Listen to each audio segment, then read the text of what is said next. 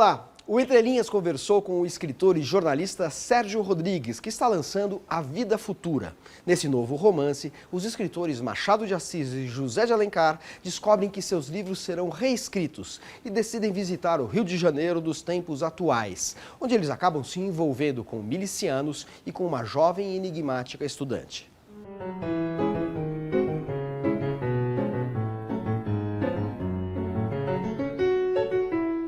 Sérgio, seu novo romance se chama A Vida Futura e se passa no nosso presente, né? Qual é a personagem para quem o futuro coincide com o nosso mundo? O nosso Machado de Assis, né?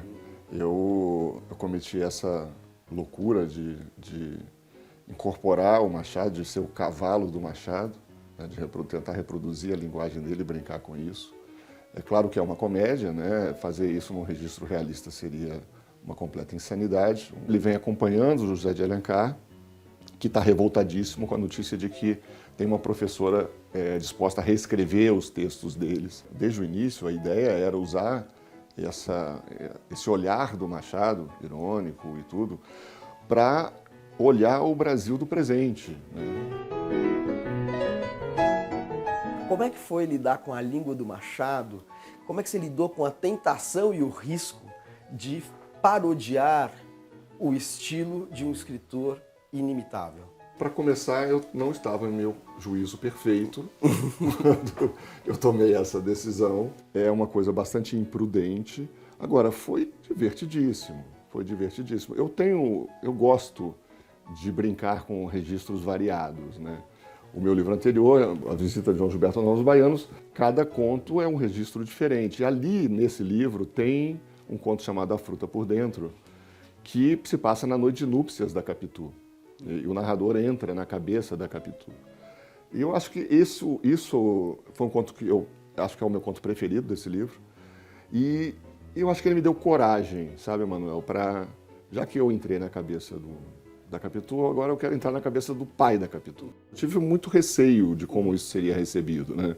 Porque você brincar com Machado pode ser visto como uma coisa até de mau gosto, afinal de contas, por que fazer isso?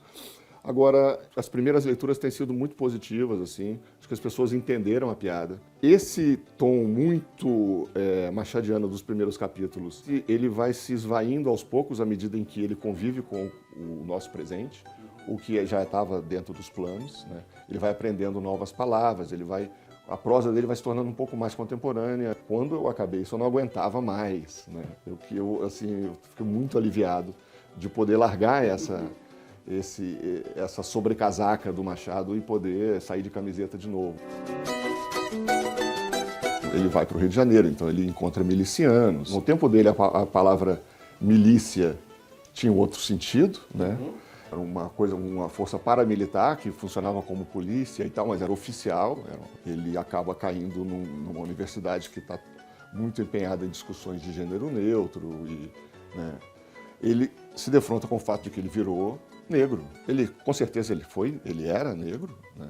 É justo que ele seja reivindicado pelo movimento negro, mas ele não fica muito à vontade como bandeira, né? Ele é um sujeito que fez de tudo, né? Ele não foi um abolicionista, já foi acusado inclusive de ser um traidor da raça em outros momentos históricos. Ele não foi um militante, não foi né? Militante. Da anti-escravidão, né? Não foi. Que aqui colocam ele meio que ao lado do Luiz Gama, né? Exatamente. O Luiz Gama, sim, foi um militante, libertou não sei quantos escravos, né, com uma ação muito afirmativa, né? Assim, e o Machado não. O Machado era um crítico irônico daquela coisa, ele ficava olhando tudo com distanciamento. E, ao mesmo tempo que ele percebe esse contraste, ele percebe as permanências também. Aquelas coisas em que o Brasil não muda.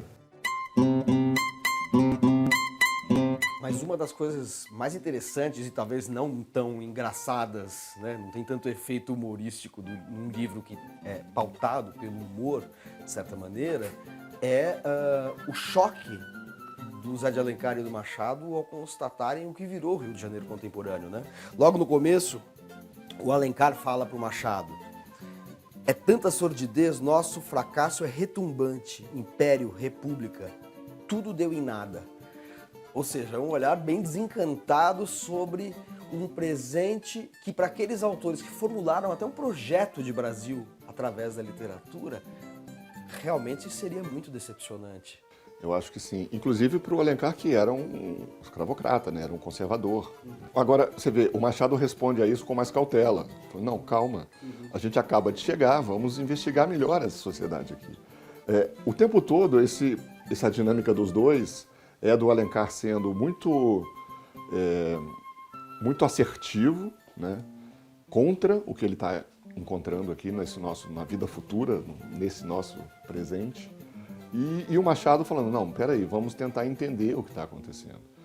Que eu acho que é uma postura realmente machadiana, de não ir assumindo logo verdades. Uma das ironias principais do livro é contra justamente esse linguajar que quer julgar moralmente os escritores sem respeito à letra original, ao contexto original em que as obras foram escritas, né? Então tem alguém lá falando assim, o que um autor cisgênero euro-branco pode falar sobre a literatura negra? Aí você está fazendo uma crítica ácida pelo olhar do Machado, que tinha um olhar ácido, a esse tipo de, enfim, leitura um pouco redutora da literatura e da sociedade. Nesse caso ocorre a rejeição muito imediata do Alencar e uma postura mais cautelosa do Machado. Ele fala, vamos tentar entender pelo menos meio palmo do que esse cara está dizendo antes de decidir, né? E eu acho que, na verdade, assim, eu fico muito intrigado com o que está acontecendo hoje. Essas questões todas de que se bota costuma se botar nessa rubrica do identitarismo, né? Que a própria militância não gosta muito, mas enfim, é o adjetivo que está colando. Eu fico muito intrigado, porque ao mesmo tempo que eu entendo de onde isso vem e por que vem, né, realmente existe aí um passivo de séculos, né, de exclusão e de privilégios que estão meio cristalizados, que precisam ser quebrados. Então, usar a linguagem para criar esses ruídos e quebrar é um projeto político interessante. No caso da literatura, eu acho que é muito complicado aplicar esse olhar. Me parece muito claro que a ficção é feita para você imaginar o diferente. Se você só puder falar do seu quadradinho, então faz memória, faz jornalismo. Você não precisa fazer ficção.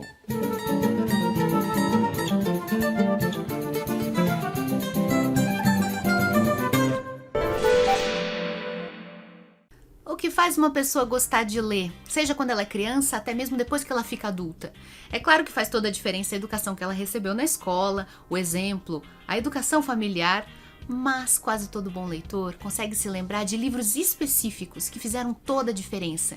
A primeira experiência que elas tiveram de maravilhamento com a leitura e que fizeram com que elas quisessem repetir sempre em outros livros e assim construíram um novo leitor. Eu gosto de fazer pequenas listas de livros que ajudam a gostar de ler. E hoje eu vou mostrar para vocês 3 destes livros que, pela minha experiência, fazem toda a diferença, transformaram pessoas que não liam quase nunca em leitores regulares. Um deles é um clássico da literatura brasileira, ao qual muitos de nós somos apresentados na escola. Esse aqui eu li pela primeira vez quando eu estava na 8ª série, no atual 9º ano. É O Capitães da Areia, do Jorge Amado. É um livro que pode ser aproveitado tanto por jovens quanto por adultos. Ele traz uma realidade brasileira de 80 anos que continua muito atual. A história de crianças abandonadas que precisam construir sua própria sociedade para manter a sobrevivência nas ruas de Salvador. Uma história cheia de aventura, cheia de momentos comoventes, cheia de crítica social. Além dela, uma outra leitura que foi muito importante na minha adolescência foi A Revolução dos Bichos, o meu primeiro contato com o George Orwell, um escritor inglês muito importante, cujos livros também se mantêm muito atuais. Ele transforma aquelas histórias de infância protagonizadas por patos e galinhas numa paródia política que faz um monte de referências a várias ditaduras que aconteceram ao longo do século XX. Agora, o livro que me fez gostar do gênero policial e do gênero de detetive foi E Não Sobrou Nenhum, da Agatha Christie. Algumas pessoas conhecem pelo nome alternativo que é é O Caso dos 10 Negrinhos, mas é o mesmo livro. A história é super original, foi o maior sucesso da Agatha Christie. 10 pessoas são colocadas numa ilha particular, cada uma vai pra lá por um motivo diferente e tal, e de repente elas se veem presas, sem barco pra voltar, sem telefone, sem nada, e uma a uma elas começam a ser assassinadas, até que não sobra nenhum. E se não sobra nenhum, quem é o assassino? Essa é uma narrativa irresistível. Várias pessoas se tornaram leitoras por causa dela. Então procure vários gêneros diferentes, experimente muitos livros. Eu tenho certeza que uma hora você também vai encontrar aquele que vai te transformar num leitor que nunca mais vai abandonar esse hábito.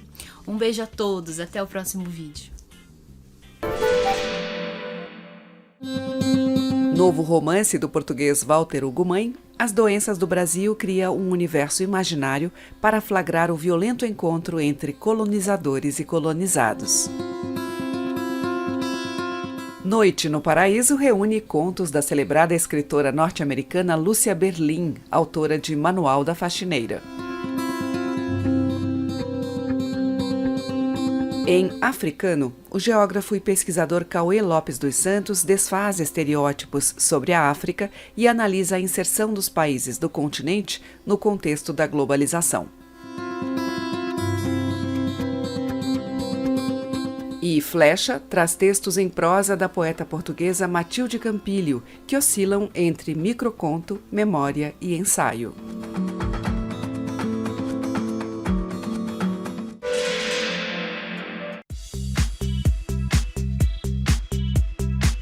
O livro que eu indico é 1984, do George Orwell.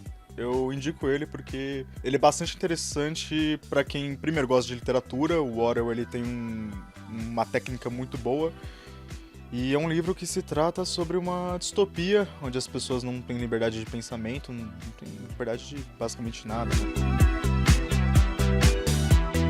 Eu queria indicar o livro Os Homens que Não Amavam as Mulheres, do Stieg Larsson. É um livro de mistério sobre a investigação do desaparecimento de uma garota. Os protagonistas são um jornalista e uma hacker. E eles acabam lidando com outras questões sobre violência contra mulheres, racismo e xenofobia na Suécia também. Eu indico o livro Céu Crivado de Balas, do Ocean Vuong. É um livro de poemas de um autor vietnamita, que eu gosto muito. É uma história que a gente conhece pouco da Guerra do Vietnã, sobre o olhar dos vietnamitas, né? A gente vê muito no cinema americano, os americanos falando sobre a Guerra do Vietnã, e nesse livro a gente vê uma família vietnamita falando sobre como foi passar pela Guerra do Vietnã.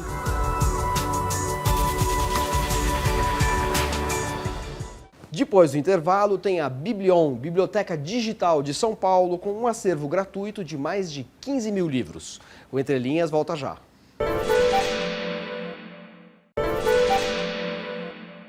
Conectar a literatura com diversos públicos, utilizando a velocidade e a praticidade de uma vida cada vez mais digital. Essa é a proposta da Biblion, uma plataforma totalmente gratuita, lançada pela Secretaria de Cultura e Economia Criativa do Estado de São Paulo, sob gestão da SP Leituras.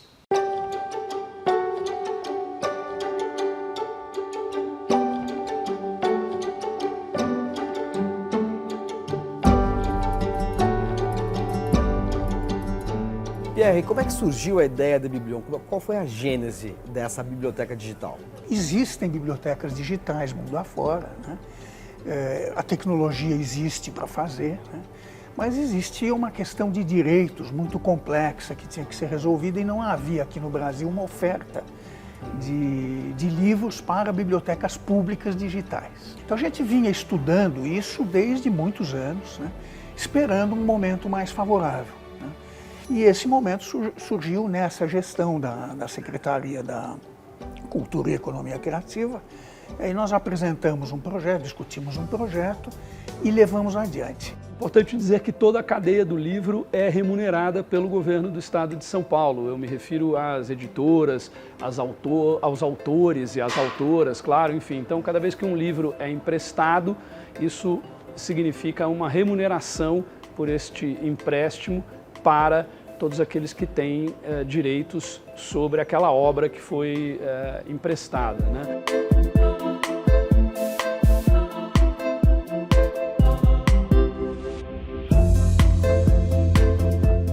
sabemos o bem que o livro e a leitura fazem, não é? O livro e a leitura nos engrandecem, nos elevam, nos transformam positivamente, nos fazem pessoas melhores. E nós temos um déficit de leitura gigantesco no Brasil, né? Nós temos aí 30% da população que nunca leu um livro, 40% da população não tem nenhum hábito de leitura. E a Biblion surge então como uma maneira da gente enfrentar essa questão e tentar vencer esse desafio, ao menos aqui no âmbito do estado de São Paulo, né? A ideia é, de um lado, potencializar o acesso à literatura e à leitura, de um modo geral, né? E a outra, quer dizer, com uma outra ideia, que é fazê-lo dentro de um ecossistema que oferece oportunidades de conhecimento, leitura e vivência cidadã no Estado, ou seja, algo que trabalhe junto com as bibliotecas físicas, né?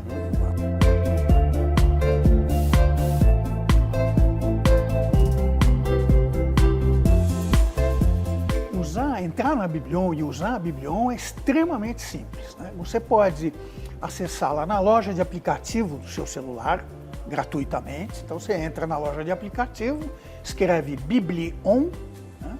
E você vai ver lá o aplicativo da Biblion e baixa ele. Para baixar, você vai fazer um cadastro que é bastante simples, acho que são 4 ou 5 perguntas, é muito rápido. E uma vez feito isso, pronto, você está dentro da Biblion. Hoje são entre 15 e 16 mil títulos, né? Você seleciona aquele que você quer e vai aparecer um botão para você dizer se você quer pegar ele emprestado. Se você clicar, ele automaticamente é baixado na sua estante, no aplicativo, e ele está lá disponível por 15 dias para você. Você pode pegar até 2 livros ao mesmo tempo, né? E quando estiver vencendo, você pode pedir uma extensão de prazo de 15 dias. Se não houver uma demanda muito forte por aquele livro, você vai conseguir mais 15 dias de empréstimo.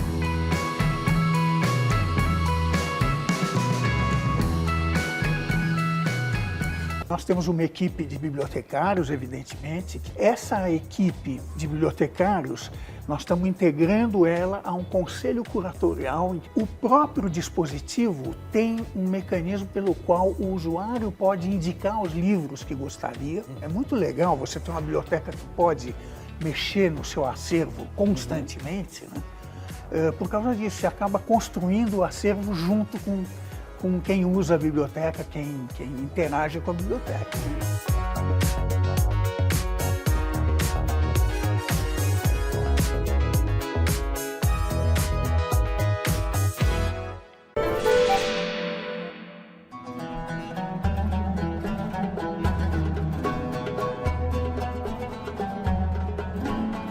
Um dos pilares da cultura ocidental, a Bíblia judaica pode ser lida de várias formas, como um conjunto de livros que revelam uma verdade religiosa associada à história de um povo, como coleção de relatos mitológicos compartilhados por judeus, cristãos e muçulmanos, ou mesmo como texto literário, cujos enredos e personagens inspiraram escritores e artistas de todos os tempos.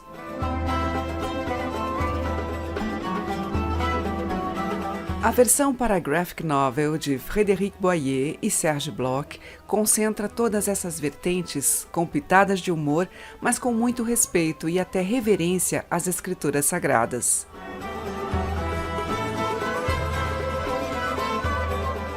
Com o subtítulo As Histórias Fundadoras, a HQ foi traduzida do francês pelo romancista Bernardo Eisenberg e reconta episódios bíblicos extraídos do Gênesis e de outros livros que compõem a Torá, ou seja, os 5 livros iniciais da Bíblia judaica, também conhecidos como Pentateuco, a partir da versão grega. Boyer e Bloch dão a cada episódio uma descrição que indica o tom da narrativa gráfica que se segue.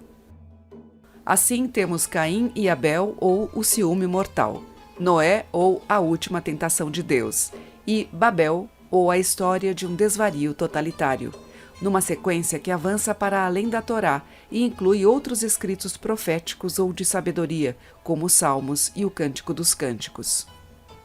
Um dos prodígios dessa HQ é fazer com que a dramaticidade, muitas vezes violenta, dos relatos, com punições, assassinatos e sacrifícios, ganhe uma leveza de traço que, combinada com a fidelidade do texto à mensagem bíblica, pode deleitar os leitores mirins e instruir os adultos, religiosos ou não.